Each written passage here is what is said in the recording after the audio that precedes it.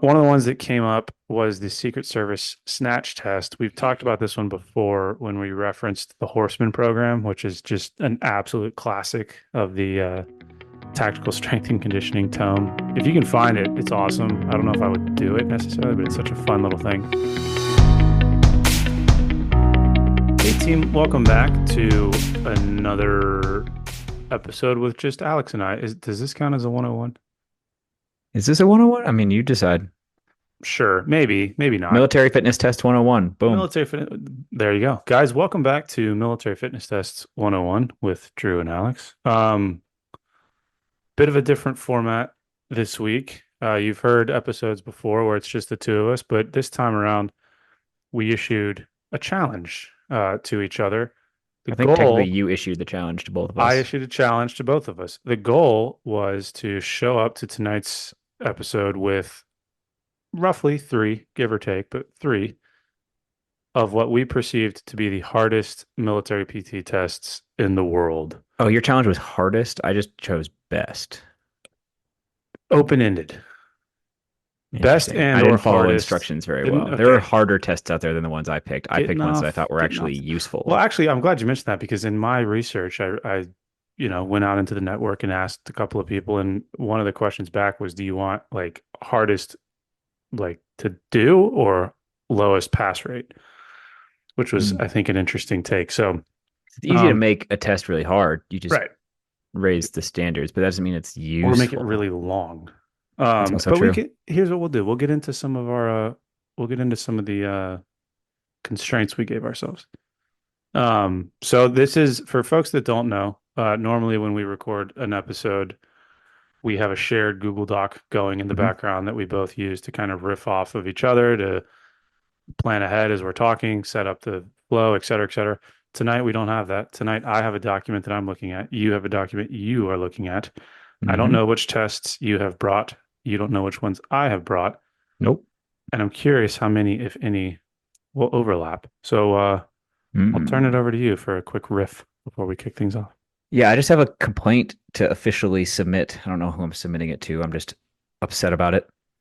Um, Alex at on mobsandmo's.com.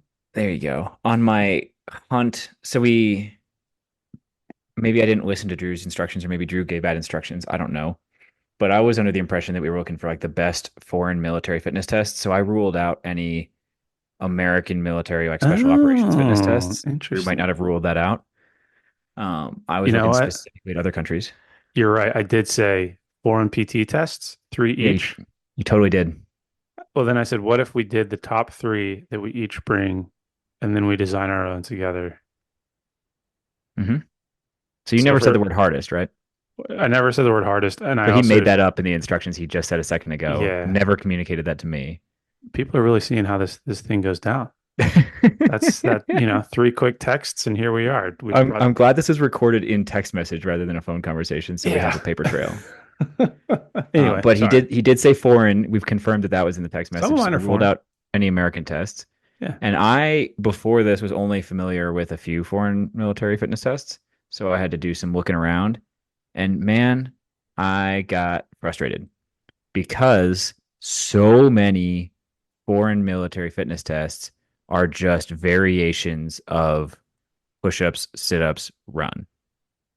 Yeah. So, and sometimes it's crunches, and like occasionally they get a little spicy and throw in dips or pull-ups or something. Hmm. But there's just an annoying number of push-ups, sit-ups, run tests around the world, and I don't really know where that came from or why. I know we've talked about like the history of fitness tests and like how Probably it. the Americans. I think that is what, but like it wasn't good here. Why did they copy it? Who was like the first to do? Well, I mean, the Romans were doing 25-mile rock days. Yeah, but like didn't and we'd have to go back to the Dr. East episode to talk about this, but I'm pretty sure the American military's push up, sit up, run test was developed at a time frame where we assumed that ground combat was basically a thing of the past, so we didn't really need to worry about being fit for it. So like that was kind of a bad decision, and then everybody copied our bad decision. I mean, that's like the nature of the world, though. I hate it. I don't It doesn't disagree. make any like everybody ask anybody. I But do this. I give briefs every month to like new people who arrive to the base, and it's like first term enlisted, like brand new kids to the military. And I'm like, hey, you guys all take a PFA, push ups, sit ups, run. Do we think that's a great assessment of well rounded fitness? And everybody says no. And I'm like, cool. A room full of brand new members of the military already know it's not that good an assessment of fitness. Why does the whole world do it? It kills me. Probably because it's easy to put a lot of people through it. I think that's exactly why. Whether or not it's Yeah. effective, this is a MOPS and MOS thing, right? Well, here we Measures of are. performance. Can you run it really quickly, really simply with no Hmm. equipment anywhere? Sure can. Measures of effectiveness. Does it assess anything useful? Not really. Although we're already off on a tangent, but it's fine. One of the tests I came across, I didn't include it in my final whatever, but the World War II PT test. Have you seen Hmm. this one? The Army I've Ground watched a YouTube Forces video test? about it. Yeah. Because I always assumed the push-up, sit-ups, run thing came from like World War II, and they needed to put a bunch of dudes through it. But the No, they had the a super cool obstacle course, right? the ground test is pull-ups, squat jumps, Hmm. push-ups, sit-ups, and then a 300-yard shuttle. But the Mm. sit-ups are straight leg sit-ups, and you have to take your elbow all the way to your knee. With your legs straight the whole time? Leg straight, yeah. Oof. It's like a dude is holding your ankles and you come all the way up and it's hard. I've done this test before. It's hard. I think I saw a YouTube video of a guy. I think the YouTube video is titled like "Are you as fit as a World War II soldier?" Yeah, Art of And Manliness has it. I'm looking at it right now. but like this YouTube video, the guy wore like era appropriate workout clothes. Hell So like yeah. basically soulless like leather shoes and stuff like that. Hell yeah. He was getting it, and he did this in like a public park where people could see him in like World War II soldier stuff. Like it was awesome. Well, the squat jumps too. Your hands are behind your head. Hmm. You're on your toes and you have to switch your feet. So like your feet are offset. Mm. So So it's kind of anyway, like jumping lunges. yeah. Yeah, not easy. So anyway, Again, not within the scope of what this episode is supposed to not at be, all. but Not at all. So off of your riff, one thing that kind of made me upset as I was doing my own research, I didn't realize how many men's health type oh God. platforms there are in the world. And so many of them just regurgitate the same article. You can easily tell which ones are AI, which ones are just copy and paste it. It's insane. I saw the Researching same this four particular tests. topic, you discover a lot of that, and you also realize very quickly that a lot of those sources are bullshit. Like they're Hmm. not correct. Like those are not actually those countries' fitness tests, or they're not current No, anymore. All sorts of stuff. There's like a lot of nonsense out there on the internet on this topic. but not us. We are here to cut through the bullshit and bring you real stuff. You're welcome, team. Although having said that, it's very likely that somebody listening to us tonight is in one of these organizations and says, "Yeah, we don't do that test." So anyway, Yeah, let us um, know. you want to go first? We'll go back and forth. One, one, one, one. You want me to go first? Sure. Okay. My first one is a little bit lame because it doesn't quite fit the rules. It's a category of type of fitness test that certain countries use. I can point to two specific examples, but I know there are many more. The examples I'll point towards are the Israeli Defense Forces Combat Obstacle Course and the 131 Commando Engineers Bottom Field Assault Course. And the theme of these are rather than having like a point scored fitness test where you like do a certain number of reps to get a certain number of points or run a certain time to get a certain number of points, whatever. These are just pass, fail, can you complete the task obstacle courses with a time limit. The IDF one, I think it's in kit. It includes like a run at the beginning and the end, getting over wall, balancing, rope climb, etc. The that one is 10-minute timed. The 131 Commando Engineers version is 5-minute timed. It's also in kit. It has a lot of the same things, plus like monkey bars and getting across a ditch. A lot of these have like tunnel crawls where you're in like a tunnel where you like it's fully blacked out. You cannot see anything, and it might have like vertical differences and stuff.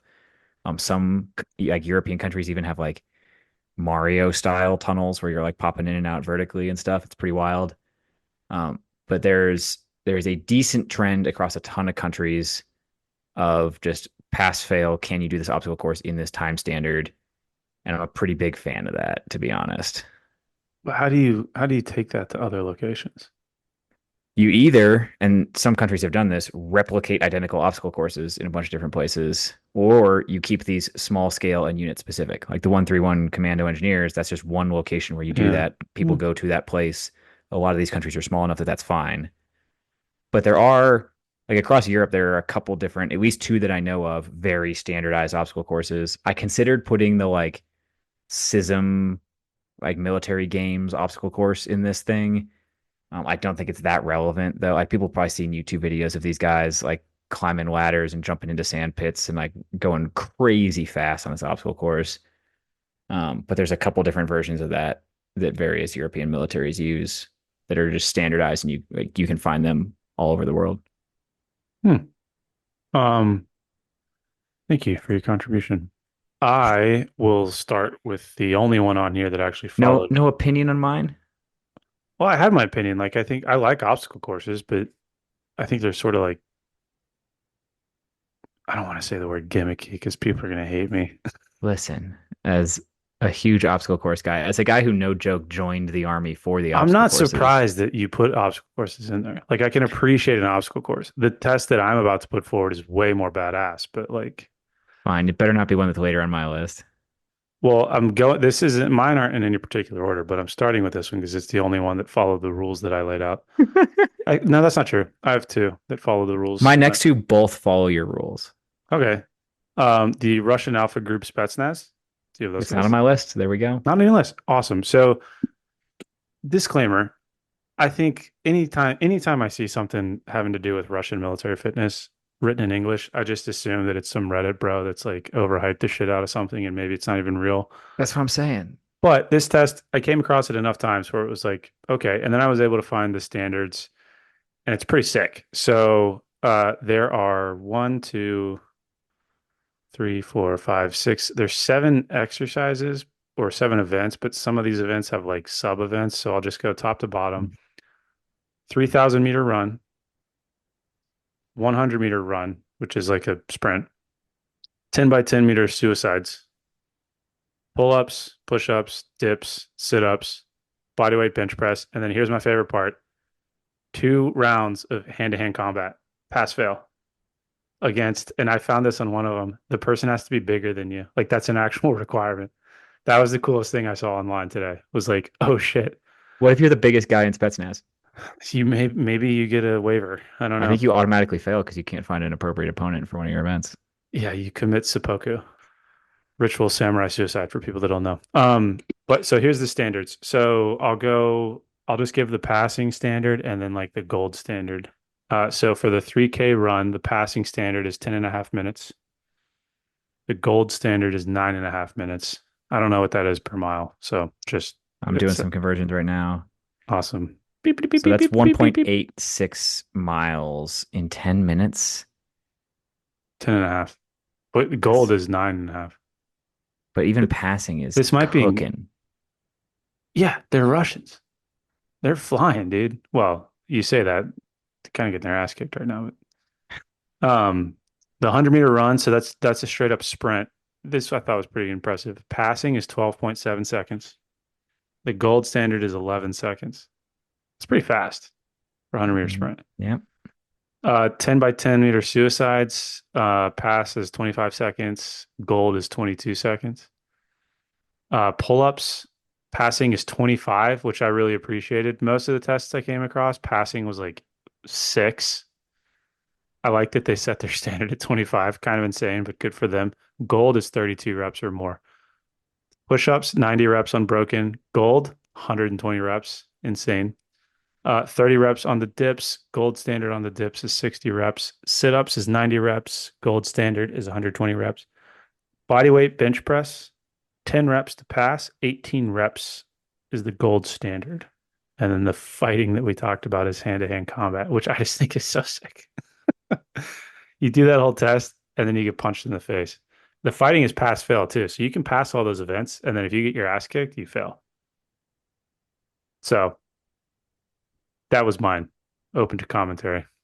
I mean, most of my commentary is that it's really hard to validate whether this is real or not, and whether they have a large group of people passing this or not. Like, you can just put whatever you want on the internet, man. Yeah, and I'm going to believe it. So for any of our Russian listeners out there, feel free to slide into the DMs, confirm or deny that Russian Alpha Group Spetsnaz is doing these tests. Do you You care to set your sources on where you found it? I mean, I can do a quick Because I'm finding like, horsefit.co.uk. yeah, and like supersoldierproject.com/blog and like, Yeah, Russian like, websites. These are all Russian. In fairness, that's a Russian PT test. My Google is not set to Russian search engines, so I'm getting sure. things secondhand. I also found letsrun.com, very credible. Man of Sure. Many, Super Soldier Project. I'm just telling you, it's everywhere. All right. Seems neat. Do we Mhm. actually think it's that good an assessment? I can appreciate, so I will tell you, and I was going to bring this up later, but one of the things I Why really have picked, body weight bench press and push-ups? I think it challenges two different things. Kind of, but Sort of. I get your point though. I really found myself appreciating fitness tests that included a swim component. This one does not. yeah. But like I said at the beginning, sort of jokingly, but also in all seriousness, I think including hand-to-hand combat in your PT test is kind of a cool move. I It think it feels like a classic blurring of testing different things. Like, is that a test of fitness or is that a test of like martial arts skill? yeah, but I would argue the more fit person probably has an upper hand. Certainly an upper hand, but the better fighter is going to make more of a difference than the more fit person. Right. But if you come out the end of this passing, like I feel like you're going to be pretty capable. It's better than Sure. an obstacle course. I don't know about An that. obstacle course where you get punched in the face after every obstacle might. Now we're talking. We'll We'll, save this for the end of the I episode was where going we to say discuss our perfect fitness test. we'll save that for our own. Okay, you're up number two. All right. This one I have posted about on the Instagram, so people who follow the social media already know about it. Not a shocker here, but I'm going to put an asterisk on it because there's a different fitness test from this country that has an event that I love that I wish was added to this test. But this is the Norwegian Coastal Commando fitness test. Oh yeah, it's a good one.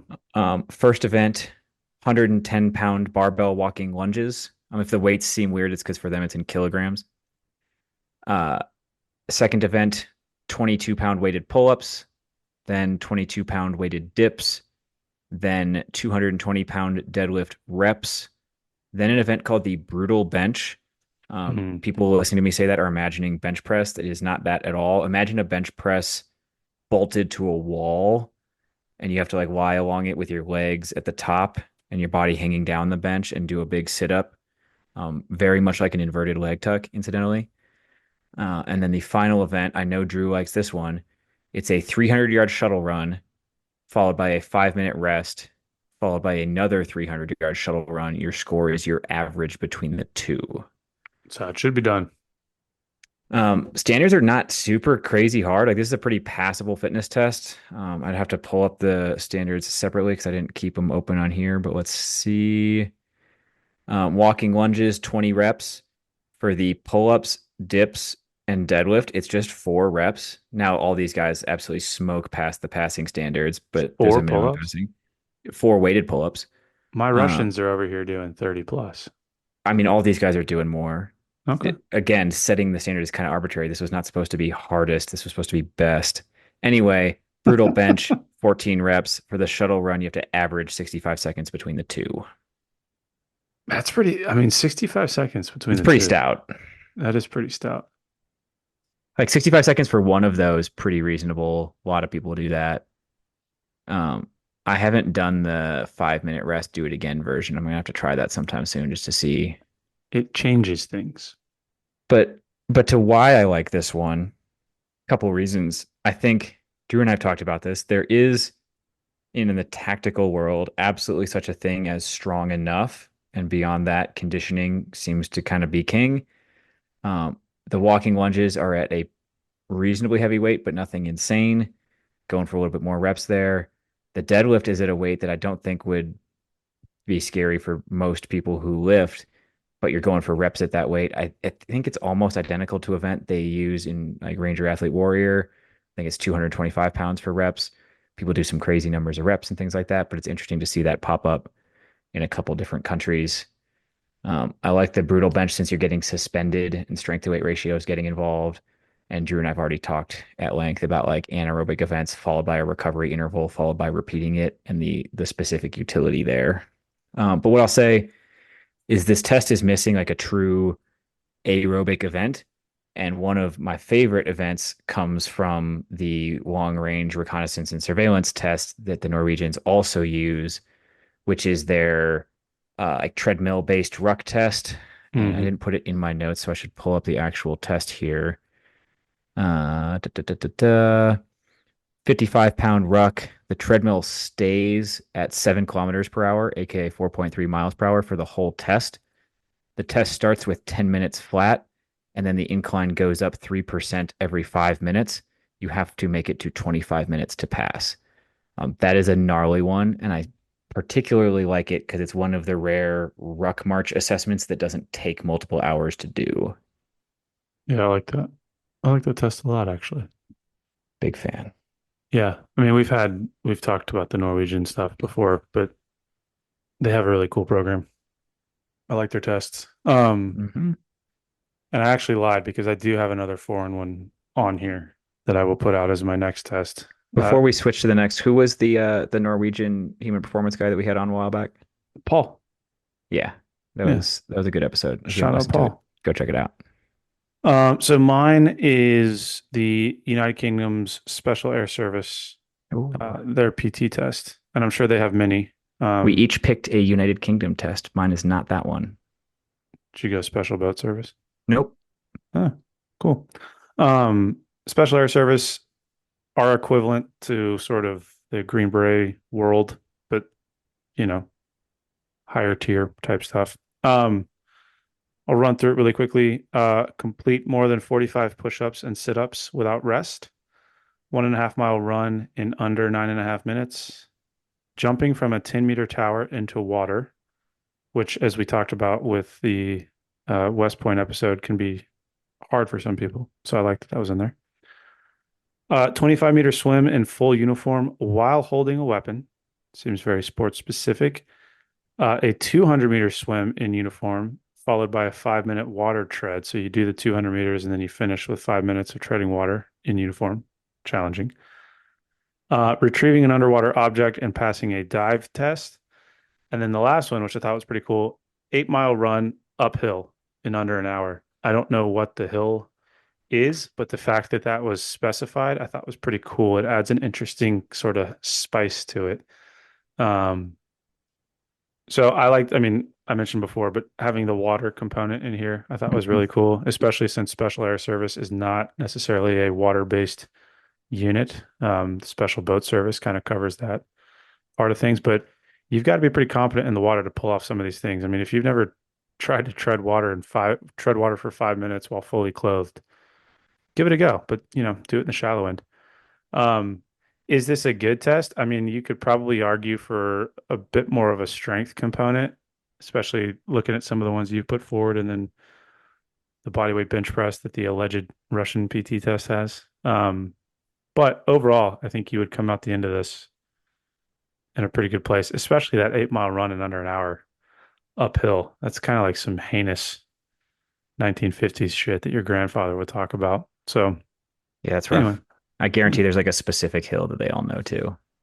I think that there is, and I'm mad at myself because I can't think of it, but I have trained people for this hill. It's like it's is it in Wales maybe? But it's part of their whole selection process, and There's a it's lot of not. countries in that country. Yeah, there's four: Northern Ireland, Scotland, England, Wales. Yeah, four. Um, but that hill event has also become like a public thing that people pay to do. So like some Hmm. heinous, kind of like doing a marathon, but you do it on a hill. So I mean, that's a anyway, good way to know you have like a decent test is if people are like hyped enough on it pay that they're money. paying money to do it. Yeah. And also speaking of uphill running, I won't name names, but in my research I was talked to some folks that didn't want to share certain things. And one of them that was shared with me was that there is a unit in a country in Europe who has a ski jump run as part of their assessment. Hell yeah. You run up a ski jump, which is heinous. If you want to see what that looks like, Red Bull does a 400-meter race up a ski Yeah. jump. They don't It's do it in America anymore though. it's brutal. I want to do that event. It looks awesome. I was just about to mention it. I can't remember the Yeah, name of it, but I it can't looks either. like Hold on. This is a good Red Bull Red Bull ski uphill jump race. race. Red Bull 400, is that all it's called? It's kind of deceptively simple. Yeah, I think it's just Red Bull 400. Yeah, Yeah, and there's a lot of videos out there if people want to check it out. I don't think they it's do it that bad. much anymore, but like, ooh. Yeah. But if you do go, and if you sign up, mention Mops and Mo's, you'll get 0% off of your entry fee. So shout out Red Bull. But yeah, special air service, PT test. I don't know where this PT test falls in their selection process, but it is part of their selection process. So Nice. yeah. I don't know if I have like a ton of thoughts on it other than I do like the swimming events. It is interesting that the 10-meter drop into the water, just doing it is enough to put on their test for like a unit like that. Well, what I'm wondering is if, because it wasn't clear based on what I found, but like I'm wondering if you jump into the water from 10 meters and then you And then complete execute the next part. the That's what I'm 25 guessing. meter swim. Yeah, I could see that being, we could assume that's probably how it goes. Yeah. Cool. Any other notes on that one before I go No, with my British test? please, by all means. So my test, and again, I mentioned at the top of the episode, I was not on the hunt for the hardest test when I was doing this one. I was on the hunt for tests that I thought were good tests. So what I'm about to talk here are like the standard fitness tests the UK Army now uses. This is a pretty recent development. Looking at them, I can essentially guarantee, and I know that some like visits and communication happen between the team on the US side working on the ACFT and the team on the British side working on the Royal Fitness Test Soldier. It seems an awful lot like they watched the development of the ACFT and were like, you got the right idea, but you did a couple weird, dumb things. We're gonna fix those. So like some foundational decisions were made here that I think are pretty smart. One of those, so first they separated out their entry test. Like if you're just trying to join the military, that is a different test. We're not going to worry about that one here.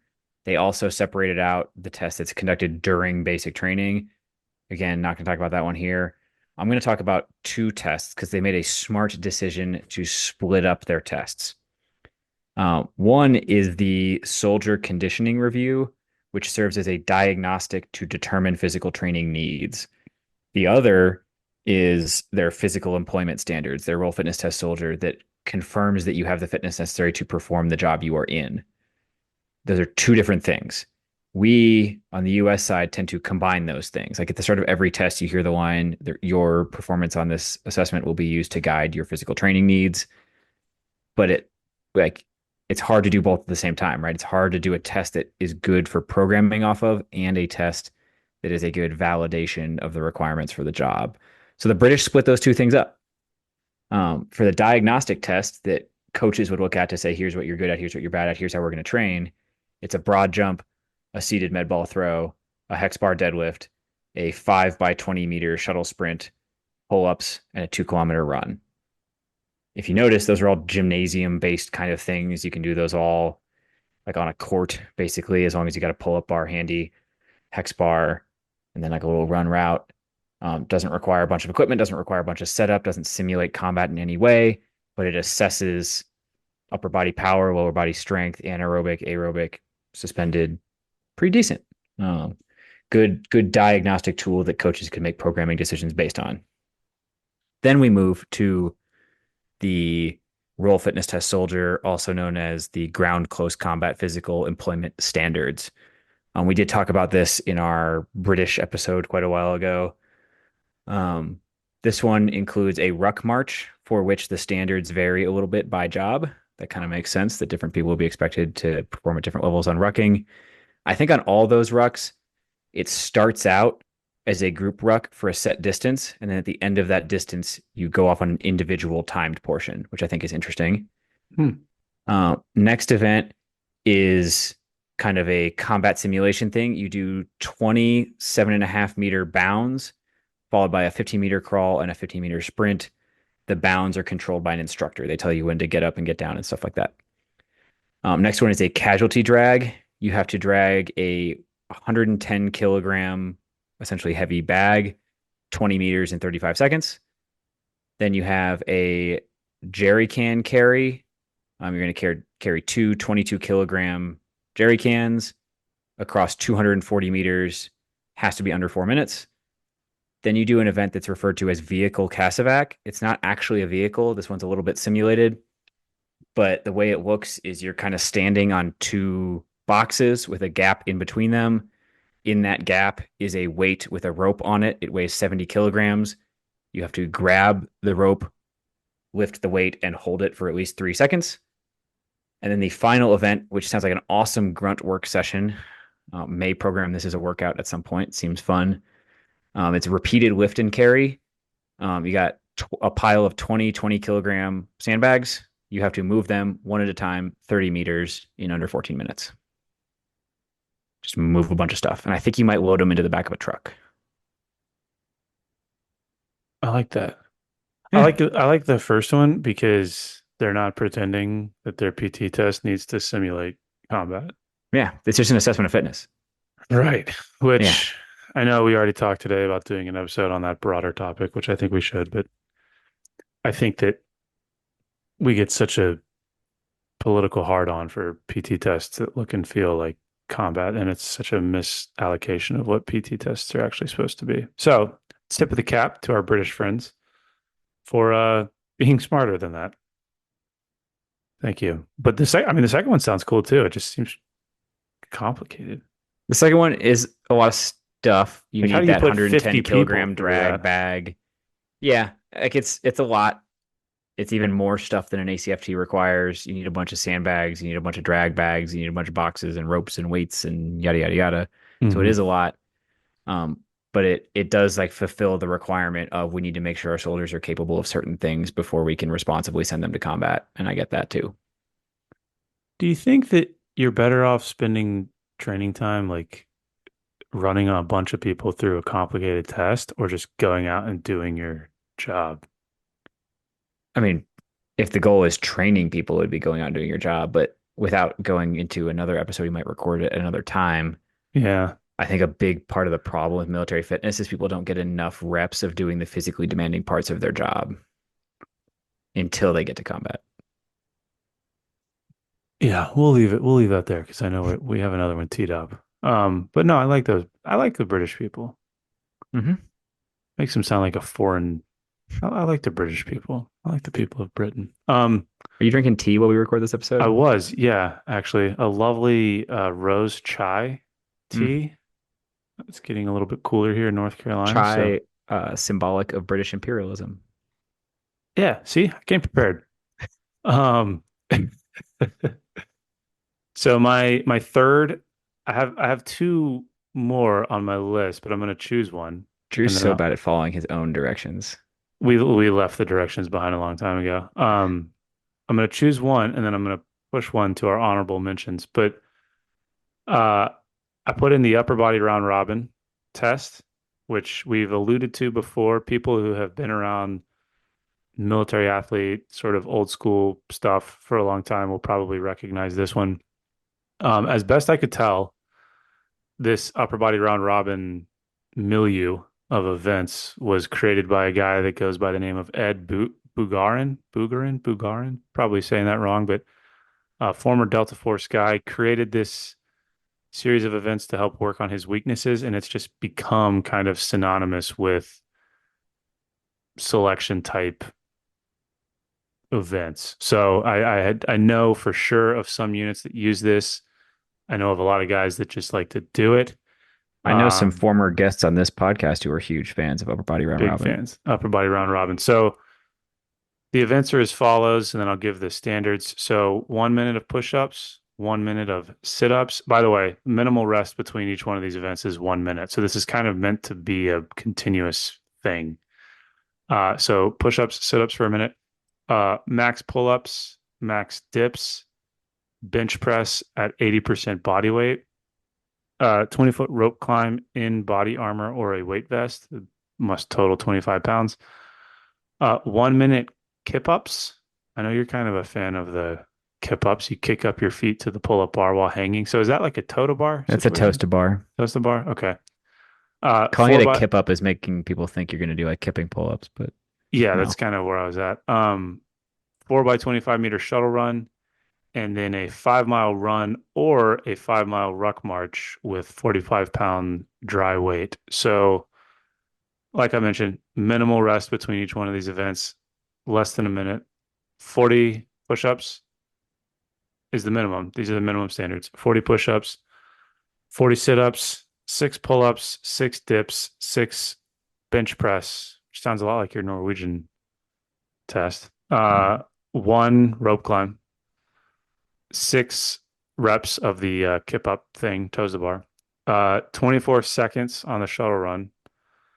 And then the 5 mile run is a 40-minute max. The 5 mile ruck with 45 pounds is a 75-minute max. And then the way that the scoring works is you get 2 points for each rep above the minimum. So you don't even get a score if you're below the minimum, but you get 2 points, 2 or 3, depending on the event, for every rep or every 15 seconds over the minimum.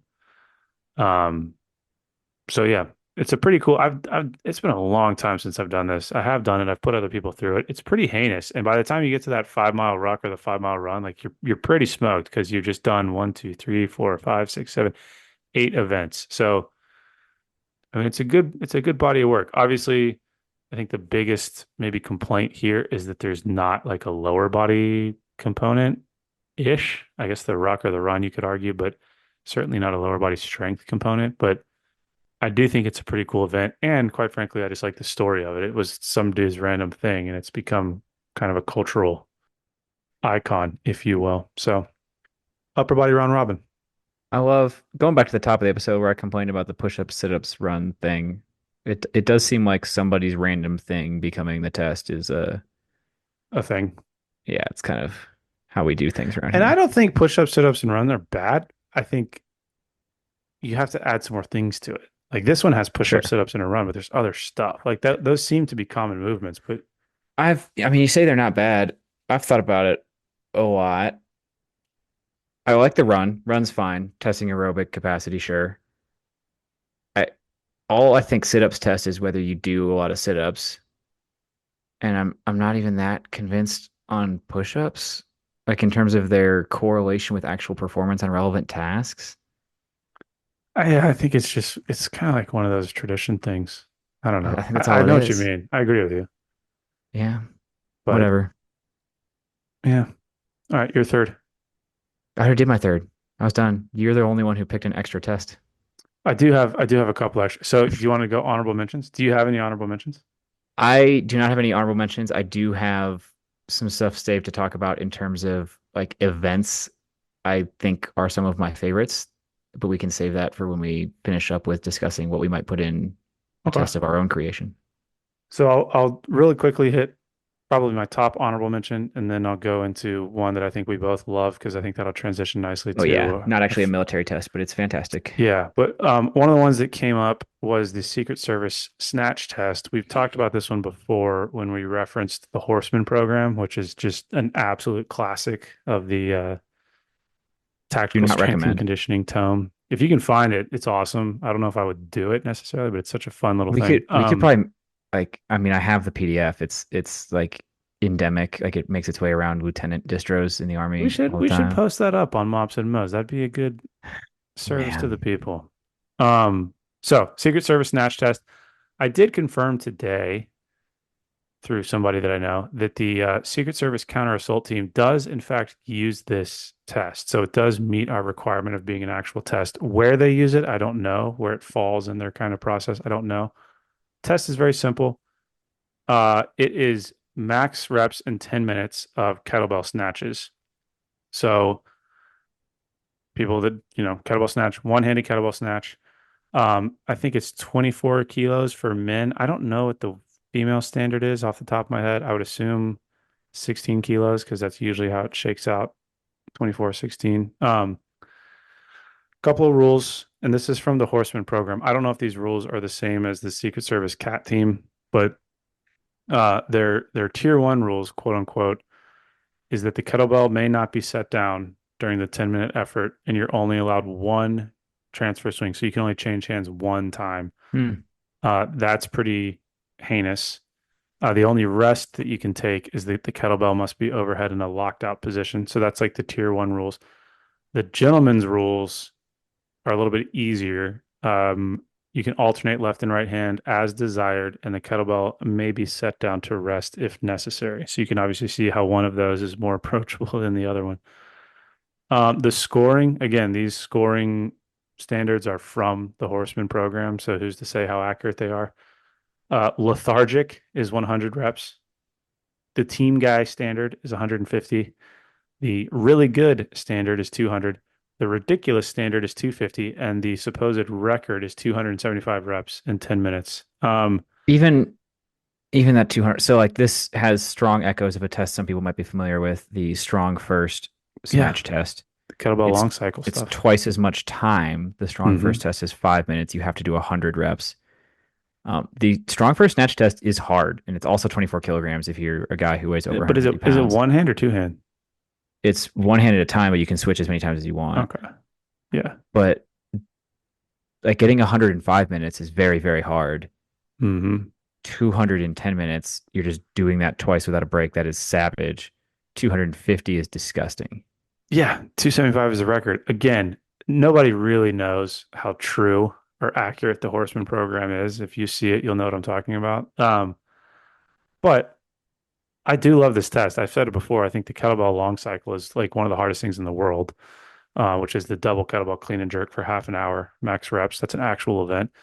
I think anybody that's proficient with long duration kettlebell events has a good base of strength and a really strong aerobic foundation, not to mention just general muscle endurance. So, like, if you were to ask me, you got one piece of equipment, you can do one test. I don't know if it would necessarily be a snatch, but certainly a kettlebell cyclical test of some sort. And this one is kind of a classic. So I wasn't going to include it, but once I found out that allegedly the Secret Service counter assault team uses it, I thought, okay, this kind of technically counts. So here we are. There was, and maybe I'll like sling it in the show notes, maybe not. I don't know. A an army major wrote an article like 5 years ago, suggesting the kettlebell long cycle as the PT test for the army. I mean, people would get ripped apart. I think it would ruin some lives I early would on. ruin, but Like, the people that came out the back end of that would be in great shape. mm. Now you're making me Um, want to start going back. It's been since I COVID since I I went through literally, a yep, long cycle phase. I just texted somebody pre-recording thinking, hey, we should do some kettlebell stuff. Mm.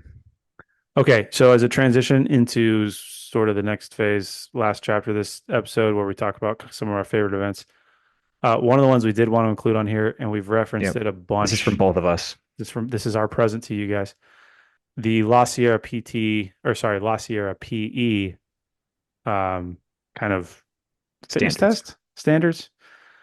So So the way it worked, if people aren't familiar with the Wassier High School PE stuff, and we should probably do a whole episode dedicated to this at some well, point I because it have gets there. We everybody in should. the space hyped. Hmm. Um, the way it works is that based on which standards you can meet, you get different colored shorts. I forget what the beginner shorts are. Is it white? It's red. So you start out in red and you work your way through No, various sorry. levels. White is beginner. So Okay. white would be Red is the just first one you earn. yeah, red you Okay. earn. Red, So blue, and then navy white blue. is you're just a student in the program. Hmm. You work your way all the way up. Navy blue is the hardest. And hopefully Drew has the standards in front of him because I don't have I them in front do. of me. But remember, as you're listening to this, these are high schoolers. High schoolers in the 50s and 60s. Yeah. So again, why are we including this in a military PT test conversation? The guy who created this program, his name was Stan Laprati. Stan Laprati. Laprati, legend, Yeah, President's he was Council. World War II veteran. So a lot of this was inspired by, well, one, like, and he mentions it himself, kind of ancient Greek calisthenics, certainly the German system that we talked about. A Um, Turnverein. Turnvern, yeah. So I'm not going to read. It's a lot of standards, so I won't go through every color of shorts, but I'll Hit just, him with the highlights. Pegboards, well, I'll real man lift and quickly, carry. I'll run through, you mentioned the short colors. Yep.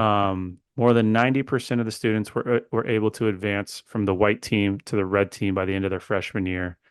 60% were eventually able to make the blue team. For every 100 students, only one or two were still wearing white trunks by the time they graduated. So if I remember correctly, originally it stopped with blue, and then some Hmm. people wanted some harder ones, so they went navy blue. So I'll give just Yep. some quick highlights from navy blue. But to start with, here's the red standards: 10 pull-ups, 32 push-ups, 12 bar dips, 60 sit-ups, a 6 foot 9 inch standing broad jump, 34-second 200-yard shuttle run, uh, a legless rope climb of 18 feet, 20-second agility run. I don't know what that would entail. A 3 minute 880-yard run, a 7 minute mile, a buddy lift and carry for 880 yards, a 6 hole vertical pegboard ascent, and then a 50-yard freestyle swim in 36 seconds. And It's this like is the first level. These are a red high school shorts, right? freshman. Yeah. Yeah. By the way, if you watch the documentary, all these kids are shirtless and they are shredded. Absolutely shredded. So really quickly, I'll just go down to the navy blue. I should point out at this point, I don't know. I have not dug into the history of all this stuff, but I criticized you earlier on like the Russian fitness stuff possibly being propaganda. As you watch the La Sierra High School PE videos, sort of feels like Oh, propaganda. for sure. Like I don't know how legit this was or what was going on behind the scenes to make this feasible. Like, I mean, I it mean, gets they me got going though. I love some good pro America propaganda. you can find their actual manual. I have their manual printed off in my No, I office. know. I should have it printed off in my office. Okay, so the navy blue standards, these are insane. Really quickly, the median and ceiling substandards within the blue level were categorized as their own colors, purple and gold. And then to test for navy blue, you had to first earn your gold trunks. So just a disclaimer. Bear in mind, these are high schoolers.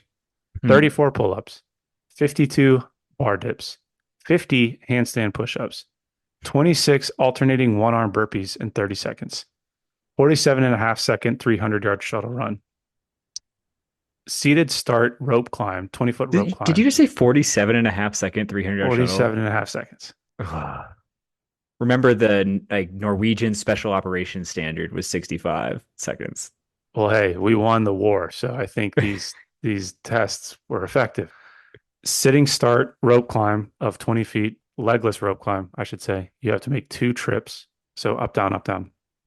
17-second agility run. Again, not sure what that entailed. Extension press ups. These are my favorite. These are Um, Leland push-ups. these are Yeah. insane. So for I could folks that definitely do don't a know, couple, but not like these guys are banging them out.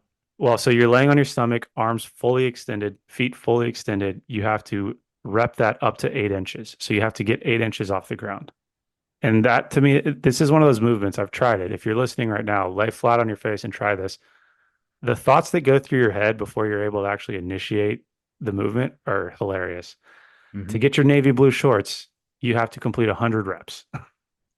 And if you watch some of the La Sierra videos, there's a clip They in there of one of the crush guys them. just hammering these out. Yep. It's incredible. 100 reps. 5 trips up the pegboard, 45-second freestanding handstand hold, 5 mile buddy carry, uh, 1 mile run in 5 minutes and 15 seconds. You have to finish a 5 mile jog, complete an obstacle course, swim a mile in the front prone position, swim 50 yards underwater. Any combination of strokes, you have to swim 2 miles cumulatively. You have to execute a front hanging float with arms and ankles tied for 6 minutes. And then here's my favorite one because it would never work in today's modern school system. Stay afloat in deep water in vertical position 2 hours. Ugh. I haven't seen this documentary in a while. I don't remember. It's called the motivation factor if Here it anybody is. wants to Okay, look it up. here's the statistic.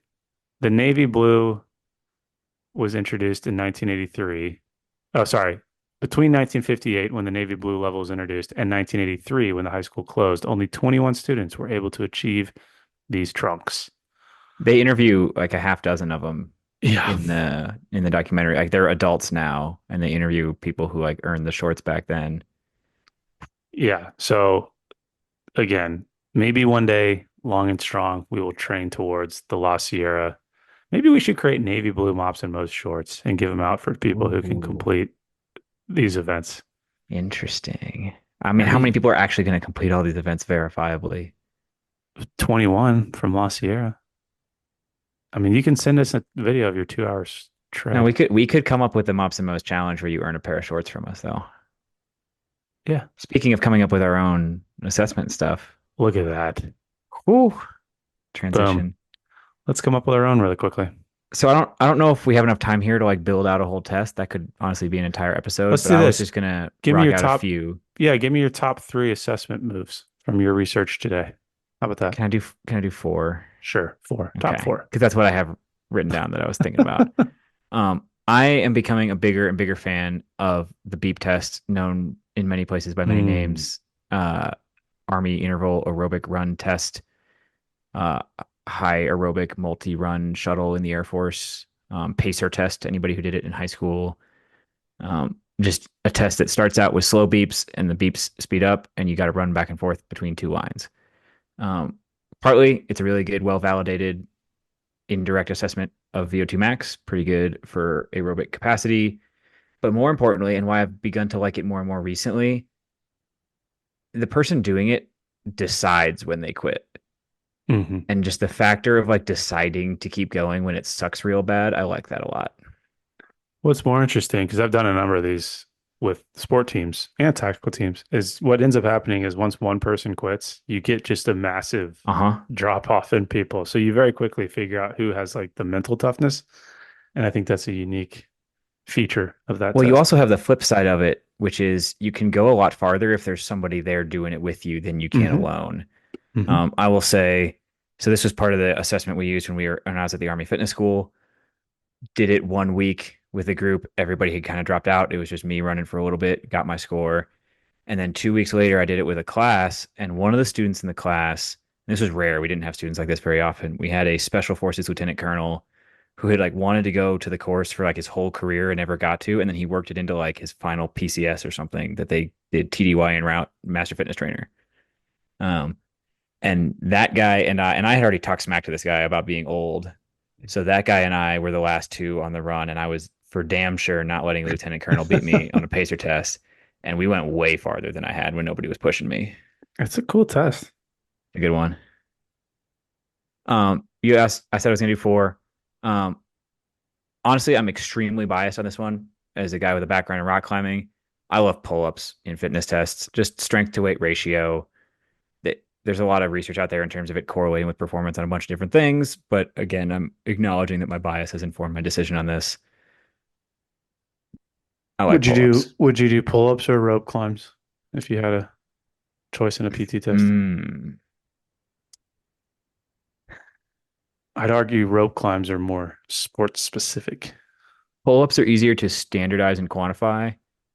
You think? I also don't think actual rope climbing happens that much in tactical scenarios. Yeah, but we've talked about this. I know we've gone on this one before. I could see either one. It's fine. Yeah. Um, and then there's the conversation about legless versus using your legs in the rope climb whole thing. I think I would have a rope climb where you use your legs. Makes people learn how to use their bodies effectively in a suspended environment, whatever. My next one, and this goes back to the Norwegian thing.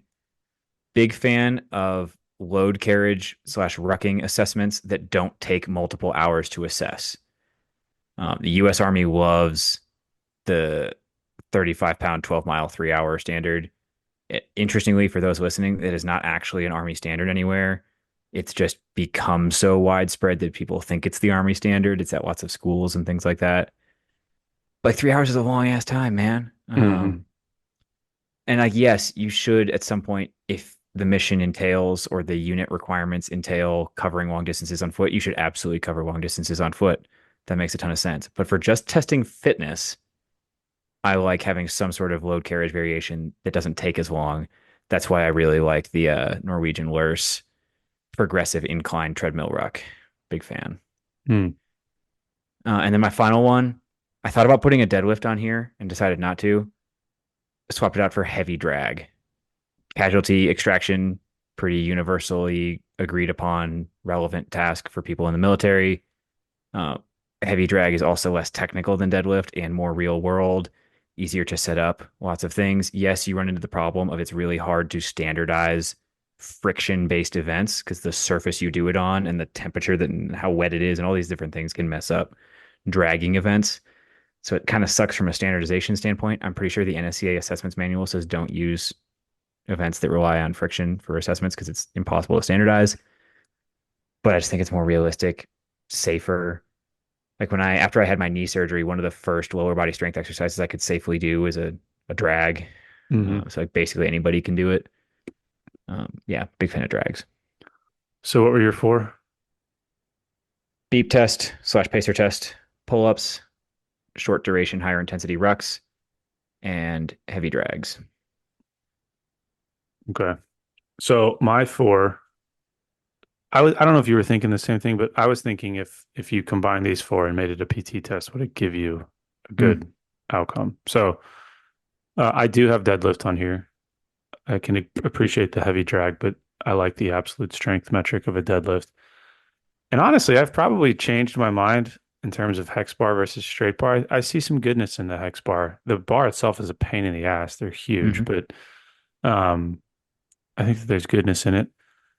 Um, treading water, I Nice. have on here. Now, I don't know if I would have people tread water for 2 hours. That's a long time.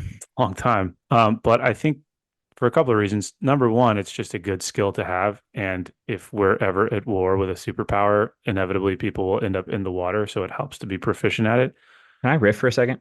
After I'm done talking about my water tread, because the other thing I was going to mention was the mental component around being in the water. You very quickly weed out folks that have an aversion to that type of thing. So there's a mental toughness component to it. Now, go ahead, riff So away. we've talked about some like swimming as standardized testing stuff on the Instagram before, and I think even on the podcast maybe a little bit. And I'm still rattled because I've had multiple Navy people explain to me why it's not practical for the Navy to make sure that all sailors know how to swim. Why is it I not just have practical? I have a hard time with that one. Like it feels like if you're in the Navy, we should probably make sure you know how to swim. Like that, it might be crazy, but like I mean, I think say if it out you're a loud. human, you should know how to swim, much less being in the nautical military branch. Like I gotta confirm this, but like that means that there are folks like out there on like Ships. aircraft carriers, battleships, stuff like that, who like can't swim. And that's But terrifying. Like that person must be under so much psychological stress 100% of the time. I don't know though. I feel like you could be on an aircraft carrier and never see the water. Those I things are mean, huge. yes, but like But I you're get gonna your know point. you're on the Yes. water by the way the whole Right. thing you're on is moving. Like No, I get your point. Yeah, you're I mean, also gonna like go out on deck and not be able to see land in any direction. I think people should just know how to swim, Yeah. personally. So that's why I have the water tread.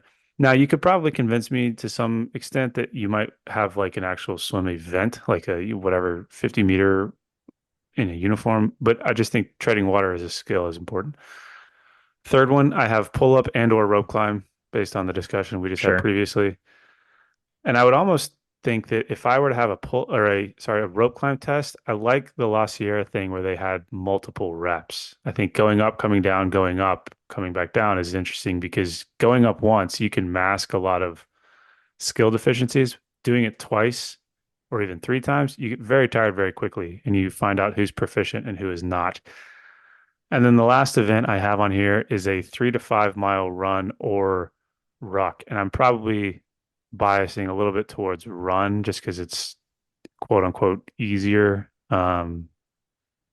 I like a longer duration event. I'm very partial to the Marine Corps because they have that 3 mile run. I think similar to the rope climb conversation I just had, like you can hide a lot of deficiencies with a 1 mile run. You can hide a lot of deficiencies with a 2 mile run. But if you get into 3, 4, or even 5 miles, you kind of got to be a good runner to be able to move for that distance. The other thing I like about that is the same thing that I like about the deadlift is that by virtue of having those in your PT test, automatically it changes the way people train. So we saw that with the ACFT. You introduce weighted lifts into that test, love it or hate it, doesn't matter. All of a sudden, people are training for absolute strength, which is important. Similarly, if you introduce a longer run, 3 to 4 to 5 miles, now you have people actually training efficiently for endurance, which I think is kind of cool. So my four: deadlift, some sort of water tread, unless you're in the Navy and you don't need to swim. Pull-ups or rope climbs, probably rope climbs, just because I think they're cooler. And then a longer run or ruck. Interestingly, we each picked four events, and they were all like variations of the same thing. I Yeah, picked beep test as my aerobic. You picked a longer run. You picked pull up slash rope climb. I picked pull ups. You picked deadlift. I picked heavy drag. And for our like tactical looking event, I picked ruck and you picked swim. interesting, actually. Look at us. Yeah. Look at us. I'll throw this out there for people that are listening. If you know of any foreign PT tests that we didn't mention that are kind of cool or hard, let us know. I think long term, we'd love to like have an ongoing blog or something that highlights some of these things because it's kind of cool. Like I don't know if you saw the Indian para jumper PT test that popped up on one of mine. There's some I think I Australian saw a link tests to that it, we but I didn't didn't click mention. it. Yeah, so there's a lot out there. But we just wanted to riff, have a bit of fun. I don't know if you have any closing thoughts.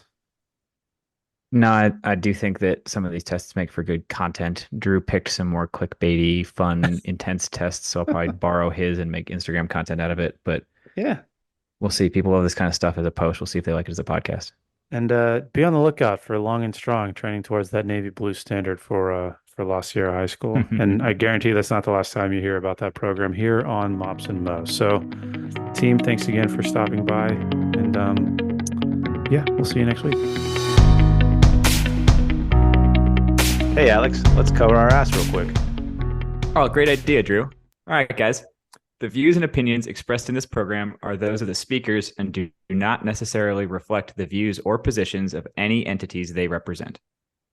Thanks for tuning into this week's episode. Before you go, please rate and review the pod on the listening platform of your choice. You can also visit us on our website at www.mopsinmos.com. That's mops, the letter N, mos.com. You can check out the library of podcast episodes, our latest blog entries, any helpful resources, and also sign up for our newsletter. Drew nailed it.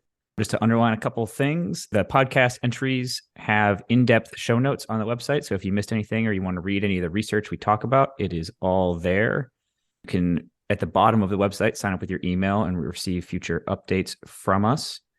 The blog posts go a little bit more in depth in kind of written form on a couple of topics we get questions about all the time. But most importantly, I just want to ask all you guys, our best way the word gets out is absolutely word of mouth. So tell your friends, tell the people you work with, anybody you think would find it useful. Thanks for spreading the word. If you have any questions or comments, feel free to shoot us an email at either Drew or Alex at mopsandmos.com. Or there's a contact form on the website.